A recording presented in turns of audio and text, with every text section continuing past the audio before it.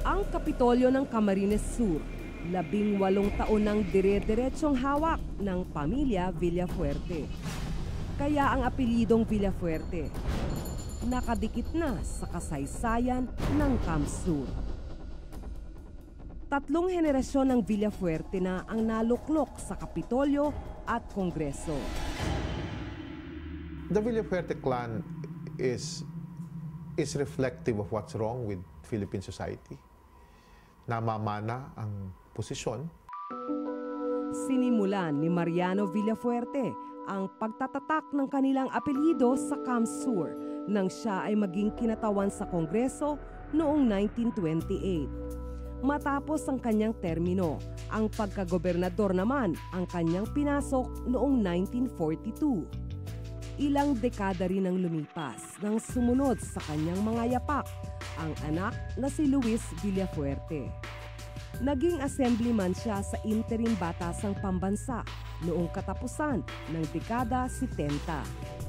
Pagkatapos niya nagkaroon ng EDSA Revolution at ako ay na-appoint ni President Cory Aquino as governor of the province of Camarines Sur. And then I ran for election, nanalo ako. And then subsequently, although my service was interrupted, but I came back and ran for 3 consecutive terms as governor. Nang matapos ang termino, tumakbo siyang muli sa Kongreso at nanalo. Halos 2 dekada nang may nakaupong Villafuerte sa Kamara nang walang patid. My last term,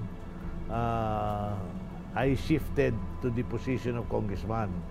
Ito naman si Governor El Rey ang pinatakbo kong governor. I'll give a statement siguro in 5 to 10 minutes. Si El Rey ang gobernador ng Camp Sur mula pa noong 2004. Well, maganda yung pangalan namin dahil sa serbisyo, sa performance, pag na-elect ang mga Villafuerte sa pwesto, ay talaga nagpa-perform. Wala raw duda, isang political dynasty na ang mga Villafuerte. Sayang dahil hindi naman sila dating political clan. The father used to be what we call a technocrat. Minister during the time of Mr. Marcos. No? Bata at hindi rin politiko ang tingin kay El Rey. Pero mukhang kahit anong i-project natin sa kanila, pumapaloob sila sa isang problema ng ating bayan, which is really the political clans controlling economic and political power in provinces. Pero sa politika, walang permanenteng kakampi, permanenteng interes lamang. Kahit magkadugo, nagkakaroon ng hidwaan dahil dito. Nagsimulang umasim ang samahan ng mag-amang Villafuerte matapos maupo bilang gobernador si El Rey noong 2004. Actually, ang pamilya Pilipino naman maraming away, maama, mag-ina, magkapatid, magpinsan. So, natural naman ang hindi pagkakaintindihan sa pamilya. Pero ang importante po, ang hindi pagkakaintindihan, hindi na-apektuhan ang serbisyo namin. Sabi ko sa kanya, I will not tolerate your gross misconduct. The fact that you defy your parents, kukontrahin mo ang, maski mga pare dito, ina-advise niya. Sabi niya sa kanila, El Rey, tandaan mo ang 10 Commandments, ha? Meron doon, honor and respect your father and your mother. Nagsimula raw ang alitan ng mag-ama nang suwayin daw ni El Rey ang utos ng tatay niya na bigyan ng kontrata at proyekto ang sinasabing babaeng karelasyon ng ama. Yan nga yan Yan ang masama sa kanya, nagsisinungaling siya. Wala naman naniniwala sa kanya.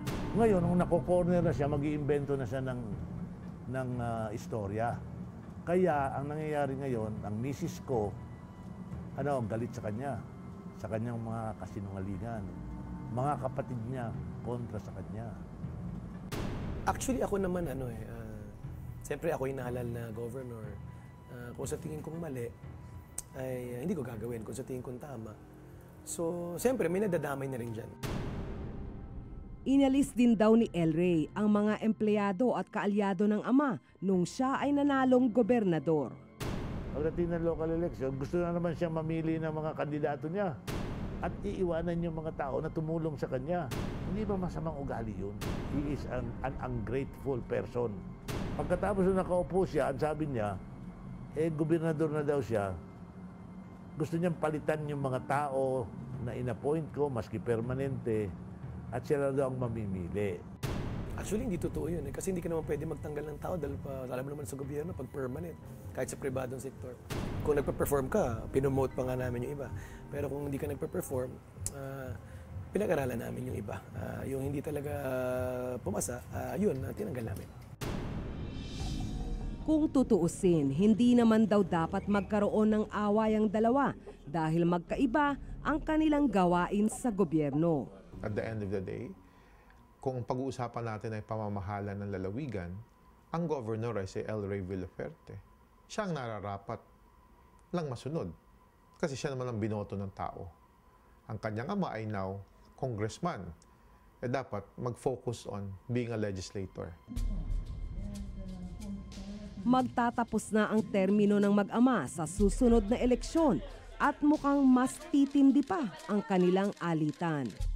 Bala kasi ni Congressman Villafuerte na tumakbo bilang gobernador ng Camps Sur. At ang sinasabing makakalaban niya, mismong ang kanyang apo na si Miguel, anak ni Governor El Rey. 24 anyos na si Miguel pagdating ng 2013 elections. Ang basado sa batas, sa konstitusyon ng pwede mag-gobernador, 23 years old. Ang aking anak sa 2013, over 24 years old na siya by then. Hindi naman natin pwede i-question ng edad dahil lang siguro naman yung gumawa ng konstitusyon, ng batas, mga magagaling. Kwalifikado naman ang aking anak. Kung qualified naman, bakit naman hindi? Total, iboboto naman siya. Tingnan mo yan, ayan, Ha? Iyan ang personal and motive ni Governor El Rey. Ilalaban daw sa akin yung aking apo, yung grandson, 23 years old. Sa matino bang kaisipan nyo? Wala namang kaalam-alam ng taong yan eh. Mabait. Yung anak niya, mabait kung mabait. Pero, wala pang karanasan na mag-gobernador. Nakakahiya eh. Ako nahihiya kami sa buong pamilya namin. Ngunit sa banggaang ito, sa darating na eleksyon, hindi na raw usapin ang kakayahan sa pamumuno. Parang nakalulungkot na ganito lang ba sa Pilipinas talaga, mana-mana ng politika. Ang tanong din naman kasi dapat ba si dating Governor Villafuerte pa Ang tanong naman ng iba hindi ba matanda na siya? So extreme. Tsaka ang katanungan ko, wala bang ibang namumuno sa Camarines Sur na pwedeng mamuno sa kanila na hindi Villafuerte? Nakamasid ang mga taga Camarines Sur sa alitan ng dalawa nilang pinuno. Yan ang dapat na maintindihan ng tao that he needs to be disciplined. Siya lang ang anak na alam ko dito sa buong Pilipinas na kumukontra sa magulang. And he will be punished not by the people only, but even by God. Yan ang aabutan niya. No? Yan ang mangyayari sa kanya. Hopefully mag-improve. Hindi maganda ang hindi pagkakaintindihan sa pamilya.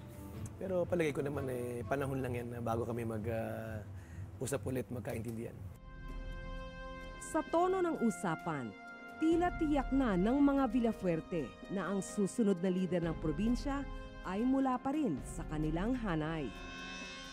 Sa 2013, malalaman kung totoong mana-mana nga lang ba ang liderato ng probinsya sa ilalim ng iisang angkan.